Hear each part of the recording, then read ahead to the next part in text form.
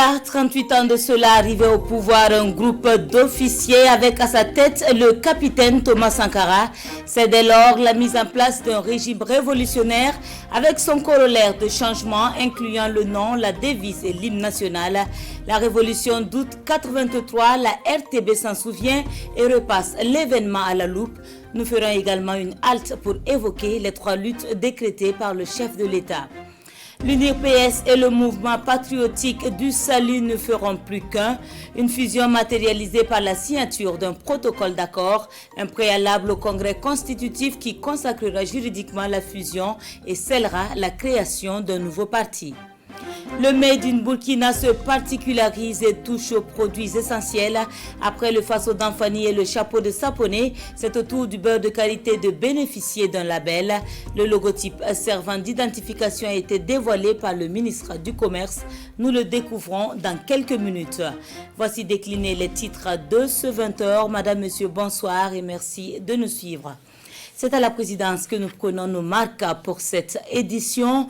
2 audiences au programme du chef de l'État, l'une avec le représentant résident de l'UNFPA au Burkina et la seconde avec le Conseil des collectivités territoriales de l'UEMOA. Ce qui a été dit au cours de ces 2 rencontres avec Adama Guiti et Caroline Ouari.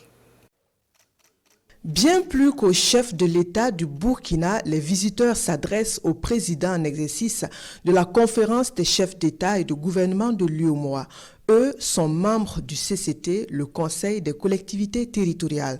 En place depuis 2012, les membres de l'organe sous-régional viennent en visite de courtoisie. Il était important que nous puissions venir saluer le président du FASO, se présenter à lui et surtout lui faire part des travaux qui ont été effectués par le CCT et surtout envisager durant son mandat en tant que président de la conférence des chefs d'État et de gouvernement ce que nous comptons faire et solliciter son appui et son soutien. Programme de coopération avec le Burkina pour les 5 années à venir. Il en est question avec la délégation de l'organe des Nations Unies pour les populations. L'UNFPA est à son 9e programme pour le Burkina Faso. Nous lui avons donc demandé quelles étaient ses orientations de manière large pour que nous puissions être le plus pragmatique et le plus cohérent possible et avoir le plus d'impact possible dans les prochaines 5 années. De façon générale, le représentant résident de l'UNFPA au Burkina dit tirer de la satisfaction de la mise en œuvre des activités de l'organe onusien au Burkina. Les assises nationales sur l'éducation se profilent et l'heure est au passage en revue des derniers aspects. D'un grand apport au succès de l'événement, le comité technique national, composé de 200 membres issus de la communauté éducative et des partenaires techniques et financiers, il a pour mission de valider les documents et les thématiques qui seront abordées. L'installation du comité est intervenue ce jour, comme nous le relatent Amadou Ilboudo et Aimé Solange Guigma. Installés à cette cérémonie, les membres du comité national sont appelés à examiner et à amender les documents de base qui vont servir de support aux assises nationales de l'éducation. Ce sont les documents de travail qui sont en train d'être préparés, mais on a souhaité effectivement que cela soit suffisamment participatif, de façon à ce qu'on ait des documents suffisamment bien élaborés qui vont favoriser des échanges et qui vont favoriser certainement des prises de décision, des recommandations assez fortes. Donc il y a un document de base, il y a un pacte national de renouveau sur le système éducatif, un projet de feuille de route pour la mise en œuvre éventuelle des recommandations. Donc ce sont ces différents documents-là qui vont être examinés par ce comité technique national fort de plus de 200 membres. Le système éducatif burkinabé traverse des difficultés, a reconnu le Premier ministre à l'ouverture des travaux. Les crises sécuritaires et sanitaires ont mis en exergue la fragilité du système éducatif, même si des efforts ont été consentis. 27,81% du budget de l'État ont été alloués par an au secteur, contre une norme minimale de 20% au niveau international. En dépit de cette part considérable des ressources de l'État consacrées au secteur de l'éducation et de la formation et de la mise en œuvre de plusieurs réformes, politiques et programmes depuis plus d'une décennie, les évidences nous imposent de passer notre système éducatif au scanner, d'en constater les insuffisances et de faire des options de réforme afin de l'adapter aux besoins de notre environnement. Pour l'heure, il a attendu de ce comité des propositions pertinentes afin de consolider les documents de base de ces assises nationales qui vont se tenir bientôt. Venons-en au rappel historique de cette édition. Nous sommes le 4 août et vous le savez sans doute, c'est la date qui marque la commémoration de l'avènement de la révolution au Burkina. Un groupe de jeunes officiers avec à sa tête le capitaine Thomas Sankara décide de changer l'orientation du pays. Ils mettent alors en place un régime révolutionnaire qui conduit au changement de nom, de devise et d'hymne national. Plusieurs grands chantiers sont également engagés et c'est sur tout ceci que revient Pascal Canet dans ce cours d'histoire. Dans la nuit du 4 au 5 août 1983, l'histoire politique du Burkina Faso connaît un grand bouleversement. L'ancien premier ministre, le capitaine Thomas Sankara et ses compagnons renversent le président de la Haute-Volta d'alors, Jean-Baptiste Ouédraogo. Un énième coup d'État qui va changer pourtant à jamais la marche du pays. Ce coup d'État était presque prévisible. Une crise couvre depuis au sommet de l'État. Le président Jean-Baptiste Ouédraogo et son premier ministre sont à couteau tiré. Les positions se radicalisent quand le 17 mai 1983, Jean-Baptiste Ouédraogo effectue une purge au sein du gouvernement. Thomas Sankara, soupçonné entre autres de comploter avec la Libye, est arrêté. Son compagnon, le capitaine Blaise Compaoré, réussit à s'échapper et organise la résistance de Pipo, la ville qui abrite le Centre national d'entraînement commando Sénèque sous son commandement. Que nous attendons tous. Dans la nuit du 4 août, le président Jean-Baptiste Ouédraogo s'adresse à la nation à l'occasion de la fête de l'indépendance. Sitôt après son intervention, des armes commencent à crépiter. Nous continuons de chercher un peu plus tard, la voix de Thomas Sankara retentit à la radio. Le coup d'État est consommé. Le pouvoir se retrouve entre les mains des jeunes capitaines Blaise Compaoré, Henri Zongo, le commandant Boukari Lengani, dirigé par Thomas Sankara, qui ne cache pas sa sympathie pour les idées révolutionnaires. Il proclame dans la nuit du 4 août 1983 la Révolution démocratique et populaire RDP. Le régime entreprend d'expurger la société burkinabé de ses éléments jugés pourris par des dégagements, des licenciements et des mises à la retraite d'office, aussi bien dans la fonction publique que dans l'armée. Il met aussi en route des projets et programmes volontaristes qui vont impacter durablement le développement du pays dans presque tous les domaines. Mais les véritables changements symboliques interviendront une année plus tard, le 2 août 1984. Ce jour-là, le sergent Georges Namano lit un décret signé du capitaine Thomas Sankara qui devrait entrer en vigueur le 4 août 1984 à minuit. La Haute-Volta devient Burkina Faso. Article 1er. Le territoire libre d'Afrique, limité au nord et au nord-ouest par la République du Mali, au sud par les républiques de Côte d'Ivoire, du Ghana, du Togo et du Bénin, à l'est et au nord-est par la République du Niger et dénommé Haute-Volta, s'appelle désormais le Burkina Faso. Article 2.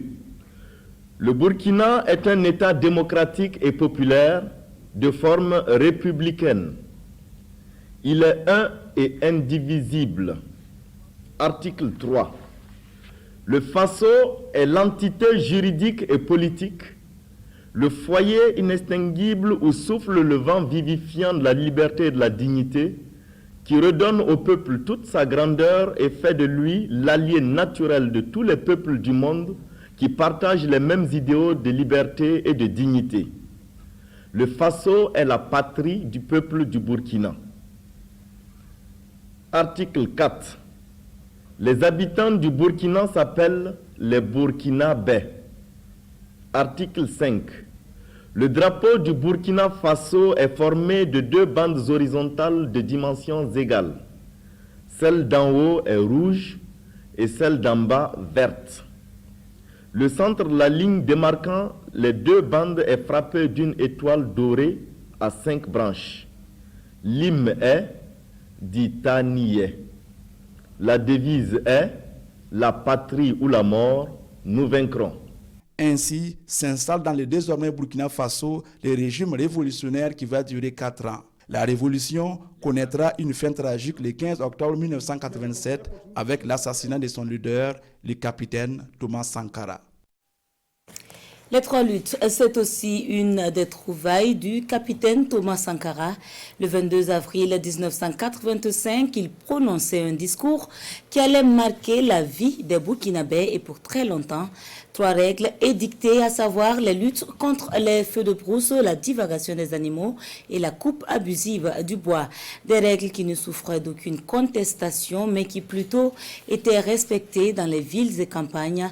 Ce soir, la RTB continue de faire parler sa mémoire grâce au service des archives et vous entendrez les mots du capitaine dans ce document réalisé par Vincent Kenrobeo. Nous avons des luttes engagées. Nous avons ces luttes engagées et je voudrais vous dire que le Conseil national de la Révolution a décidé d'engager 3 luttes. Capitaine Thomas Sankara, le président écolo. Le vent de la révolution qui a soufflé sur le Burkina Faso n'a pas entraîné que de nouvelles idées politiques. La révolution a aussi touché l'environnement. 22 avril 1985, le père de la révolution burkinabé prononce un discours qui reste pour le moins historique. Devant des agents des eaux et forêts, Thomas Sankara annonce à la nation entière sa vision pour préserver les ressources naturelles. Une vision résumée dans les 3 luttes. Une lutte tridimensionnelle. Premièrement, lutte contre les feux de brousse. Est déclaré crime l'acte de provoquer le feu de brousse et sera puni comme tel. Il n'y a pas de tergiversation. La deuxième lutte que nous engageons, la deuxième lutte que nous déclenchons sera contre la divagation des animaux. La liberté des animaux ne doit point porter atteinte à la liberté des hommes. Le droit des cheptels ne doit point porter atteinte aux droits des peuples. Celui qui laisse son troupeau en divagation pour se nourrir de façon libre sur tout ce qui pousse sur le sol, commet un acte criminel de destruction de la nature et de condamnation des générations à venir. Et puis enfin, la troisième lutte sera contre la coupe anarchique du bois de chauffe. Désormais, tout véhicule transportant du bois sera arrêté et des amendes lourdes seront prononcées contre le propriétaire du véhicule. Pour en arriver là, le capitaine Thomas Sankara amène la société burkinabé à faire le constat du péril qui guette les humains, avec des méthodes de démonstration à même de convaincre de la pertinence et de la justesse de ces mesures aussi drastiques que draconiennes. Il n'y a que de cette façon, draconienne certes, mais salutaire. Le fonctionnaire de la ville comme la ménagère de la campagne, le citoyen burkinabé comme l'expatrié vivant dans le pays, la nouvelle règle ne fait exception à personne. Plus de 36 ans après, les vérités de Thomas Sankara sonnent encore plus vraies et les 3 luttes encore plus pertinentes. Une preuve de plus que le président révolutionnaire était aussi visionnaire. Une belle épopée interrompue par un assassinat le 15 octobre 1987. Ainsi disparaissait Thomas Sankara au Conseil de l'Entente, mais pas ses actions. Il aura marqué son époque et en hommage, un mémorial est érigé en son nom. Un mémorial devenu ce 4 août le point de convergence de tous ceux qui partagent les idéaux du capitaine. Immersion au sein du Conseil de l'Entente où trône sa statue avec Paul David Bambara et Boukari Ouedraogo. Le Conseil de l'Entente est un endroit chargé d'histoire car c'est ici même que le père de la révolution burkinabé et 12 de ses compagnons ont été assassinés un après-midi du 15 octobre 1987. En réunion dans cette salle, alerté par les coups de fusil, le capitaine Sankara en éclaireur sort le premier et c'est ici, cet endroit matérialisé par la gerbe de fleurs, qu'il s'est fait cribler de balles. L'épopée Sankara venait de s'arrêter. 34 ans après sa mort, le capitaine Thomas Sankara prend sa revanche sur l'histoire et tout recommence là où tout s'était arrêté. Il trône majestueusement ici, le poing levé, le regard profond, et ses héritiers se comptent même au-delà des frontières burkinabées.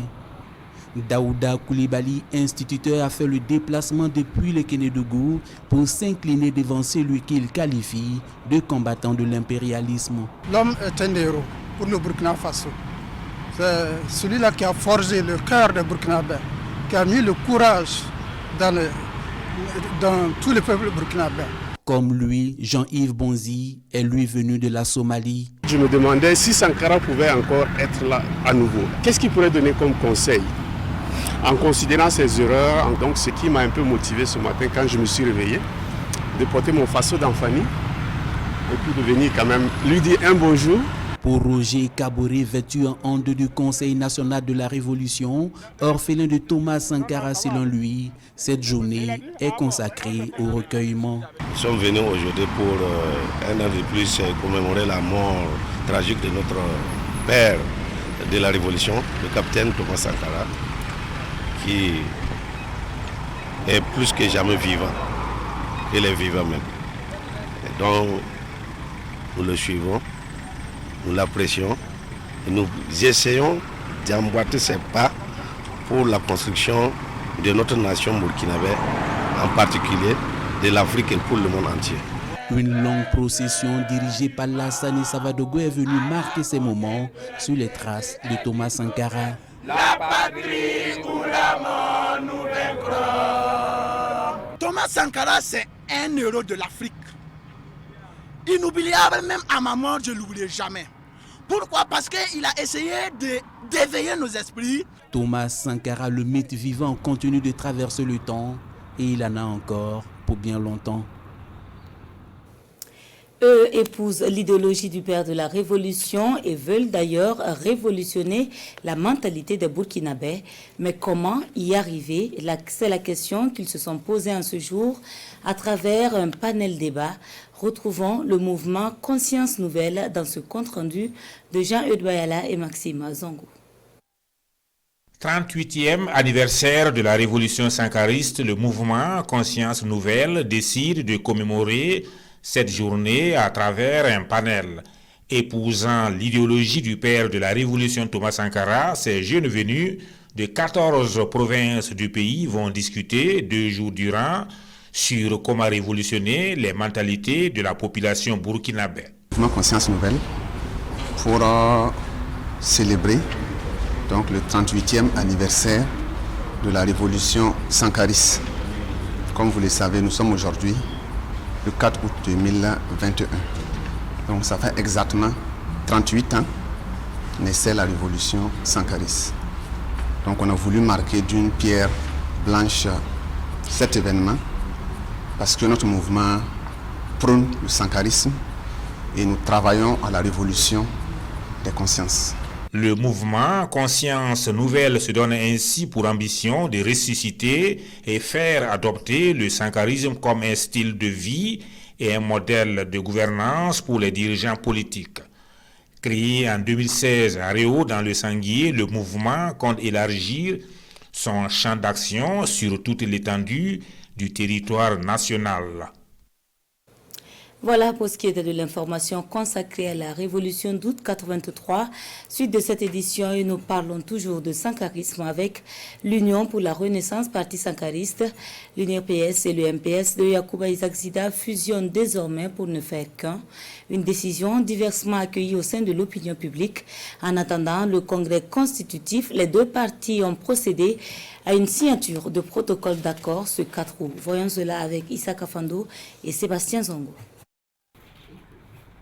L'Union pour la Renaissance, parti sankariste, et le mouvement patriotique pour le salut signent leur fusion à travers un protocole d'accord, considérant notamment qu'ils sont tous 2 membres de la majorité présidentielle, mais surtout des partis progressistes d'obédience sankariste, et que leur fusion permettra de renforcer les forces sankaristes en particulier et celles de la gauche en général. L'UNIRPS et le MPS joignent leur destin à travers ce document de 9 articles qui entre en vigueur dès la signature. Le MPS et l'UNIRPS travailleront à réaliser leur fusion.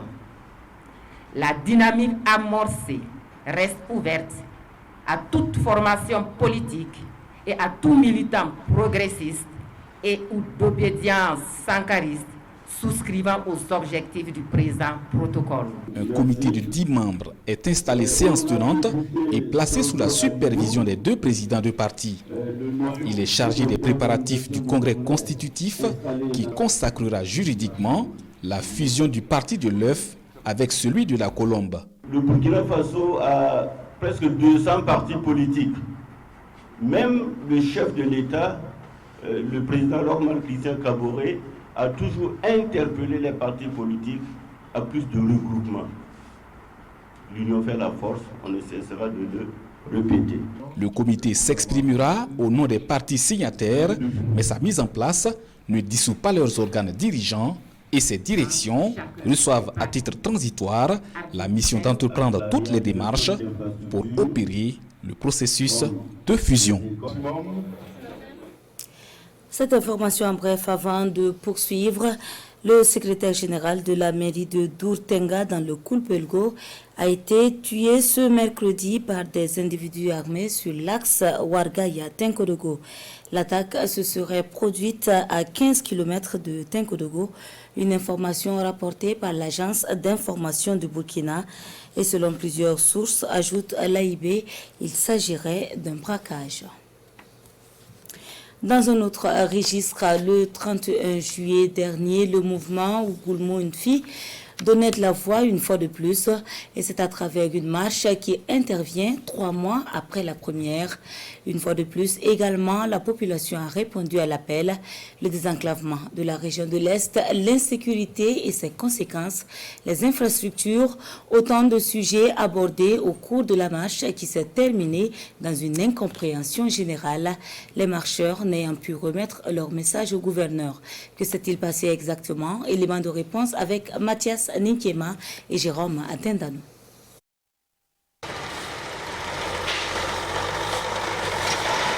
Un réseau routier fortement dégradé.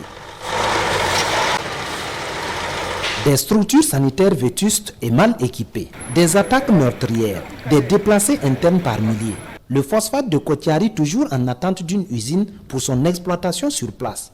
Des promesses qui peinent à se concrétiser. Voilà le tableau peint par Ougoulmfi le 31 juillet dernier à travers l'acte 2 du mouvement. La marche meeting pour interpeller l'autorité se termine par une incompréhension.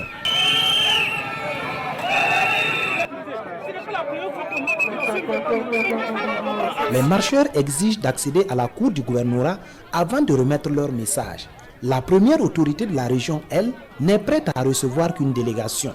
On n'a pas reçu en tout cas une quelconque note de désapprobation et donc ce matin on est tout à fait surpris, ahuri, que le gouverneur donc refuse de recevoir les marcheurs. Cela nous le déplorons en tout cas très vivement et nous appelons vraiment sur le gouverneur donc à revenir de meilleurs sentiments. Ils n'ont pas pu nous donner une délégation pour remettre leurs mots et ils ont estimé qu'il était mieux pour eux de repartir.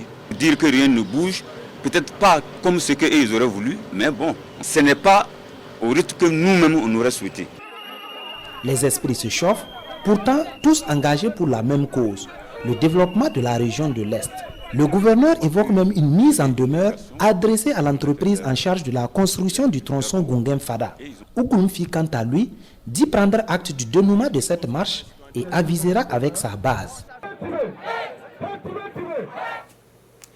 Et cette bonne nouvelle pour les producteurs de beurre de karité et les amateurs du Made in Burkina, le produit se singularise désormais sur le marché par un nouveau logotype, une marque de qualité dans un environnement concurrentiel.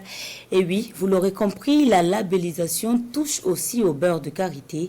Le logotype a été dévoilé hier par le ministre du Commerce et de l'Artisanat. Nous le découvrons dans ce compte-rendu de Kwala Enebie et Olopoda. L'acte est certes symbolique, mais plein de perspectives pour plus de 3 millions de personnes qui vivent du secteur karité au Burkina Faso. Le beurre de karité Made in Burkina pourra être désormais authentifié, protégé et reconnaissable par ce logo qui sera apposé sur l'emballage. Une certification qui garantit aux consommateurs que le produit respecte un certain nombre de critères et lui confère une qualité supérieure à un produit équivalent sur le marché. On parle ici de labellisation du beurre de karité. Un label est déjà un outil d'identification, de démarcation de notre produit. Ça, c'est la première des choses. Les entreprises qui vont aller dans l'utilisation du label, en respectant le cahier des charges, auront donc la position du logo type sur leur produit. Ça montre déjà qu'on a une traçabilité du produit burkinabé. Mais on fait du même coup une obligation aux entreprises de respecter un cahier des charges.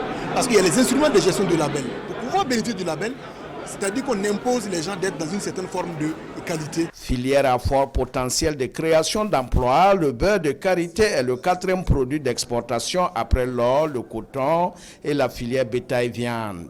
Les données chiffrées estiment en moyenne 15 000 tonnes de beurre de karité exportées par an. Et la labellisation du beurre de karité est pour les différents acteurs de la filière un pas de gagner dans l'amélioration de la compétitivité des entreprises intervenant dans cette chaîne de valeur. C'est le label qui aide à faire la concurrence. C'est le label qui permet de valoriser le produit. C'est le label qui ouvre les portes. Dans ce monde d'aujourd'hui, il est difficile de compétir sur le plan international si on n'a pas de produits labellisés. Le beurre de karité est le 3e produit à être labellisé. Visiblement, le processus de labellisation des produits locaux, enclenché depuis 2018, est en marche dans le département en charge du commerce. Un engagement politique pour promouvoir et valoriser des produits du terroir. Il est en cours dans les régions du centre, des hauts bassins, des cascades et de l'Est. Il s'agit du projet Prévention des flux migratoires, assistance et recherche de solutions pour les réfugiés, demandeurs d'asile et migrants vulnérables. Il est dû au Commissariat des Nations Unies pour les réfugiés et est mis en œuvre par le Comité international pour l'aide d'urgence et le développement. En vue d'atteindre ces objectifs, le comité renforce les capacités des autorités centrales. C'est à travers un atelier de 48 heures ouvert ce 3 août. Jean-Eudes Bayala et Sébastien Zongo. En plus des déplacés internes, le Burkina Faso compte un peu plus de 22 000 réfugiés, 7 000 demandeurs d'asile en attente en provenance de plusieurs régions d'Afrique. Une situation qui vient rappeler la nécessité de renforcer les mécanismes de prévention et de gestion des flux migratoires qui présentent différents profils. On peut trouver des migrants économiques, on peut trouver des migrants bloqués, on peut trouver des demandeurs d'asile, donc des personnes qui ont fui leur pays d'origine suite à des conflits armés, suite à des violences généralisées, qui cherchent à solliciter l'asile, l'entrée de l'asile au Burkina Faso. Ces personnes sont identifiées dans le cadre d'un projet du Haut Commissariat des Nations Unies pour les réfugiés, mis en œuvre par le Comité international pour l'aide d'urgence et le développement. La rencontre vise à former les acteurs du domaine sur la protection internationale dans un contexte de flux migratoires mixtes. C'est un atelier qui tombe à point parce qu'on est dans une conjoncture sécuritaire qui oblige l'État, bien sûr, à assumer ses responsabilités, et c'est ce que nous faisons. Et donc, il est nécessaire que les acteurs étatiques qui ont la charge de cette problématique puissent être outillés, donc c'est-à-dire avoir les éléments nécessaires pour assurer bien sûr la protection de ces personnes dans leur mouvement de déplacement. Et pour nous, la protection internationale commence par les questions d'accès à l'asile et au-delà, l'accès à tous les services que l'État volontairement veut bien mettre à la disposition de ces personnes qui ont besoin de protection internationale. Le mandat du HCR au sens du droit international des réfugiés et des personnes déplacées, le cadre national d'asile au Burkina Faso et la protection des personnes déplacées internes seront abordés pendant ces travaux de 2 jours. Dans la solidarité, elles ont décidé de mutualiser leurs forces pour mettre fin au mariage des enfants. Les organisations de la société civile œuvrant pour la promotion de l'éducation des filles ont décidé de renforcer le plaidoyer pour l'adoption des lois plus dissuasives et de programmes porteurs. Il s'agit pour elles d'améliorer l'accès des filles à l'école et surtout les y maintenir le plus longtemps possible. Lassina Ouattara et Maxime Zongo. Le mariage des enfants est un obstacle à l'éducation des filles. Au Burkina, le phénomène prend de l'ampleur et des organisations de la société civile montent au créneau. Au nombre de celles-ci, la coalition nationale contre le mariage d'enfants au Burkina à travers le projet « Renforcer l'action pour mettre fin au calvaire des tout-petits ». Les filles ne terminent jamais la scolarité et dès qu'elles sont déscolarisées, la seule solution qui reste, c'est les marier. Donc nous avons trouvé que c'était bon d'initier donc un projet pour en tout cas contribuer à la mise en œuvre de la stratégie nationale que l'État a adoptée pour aller vers la fin du mariage d'enfants. Par cette initiative, la coalition entend galvaniser les organisations de la société civile à renforcer le plaidoyer pour l'adoption de lois plus dissuasives et de programmes plus élaborés au profit de l'éducation des filles. Les services d'action sociale, même les services de sécurité, police, gendarmerie sont là. S'il y a des enfants qui sont confrontés à cette difficulté, qu'ils n'hésitent pas à aller auprès de ces structures-là pour en tout cas se confier ou dénoncer les cas. Cette rencontre de Ouagadougou est donc une occasion pour les participants de mieux partager des informations utiles à même de contribuer à lutter plus efficacement contre le fléau par la mise en œuvre effective de la stratégie nationale adoptée par l'État. En sport, au JO 2020, l'heptathlonienne Marthe Yasmine Kouala est entrée à 1h30 du matin. Il sera en compagnie du premier entraîneur de Fabrice et de son manager. Bon courage donc, l'athlète Neveu t'accompagne. Et c'est ce qui referme l'édition de ce soir. Merci à vous de nous avoir suivis. On se dit à demain, Dieu voulant. Bonsoir.